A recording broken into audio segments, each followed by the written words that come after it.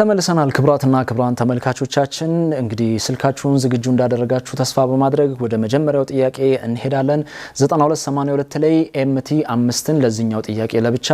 በቀጣይ ለምጠይቀውም ጥያቄ ለየብቻ ተመልሳላችሁ ማለት ነው በቀጥታ እናመራለን የመጀመሪያው ጥያቄ እንደዚህ ይላል ከጁሙዓ ሰላት በኋላ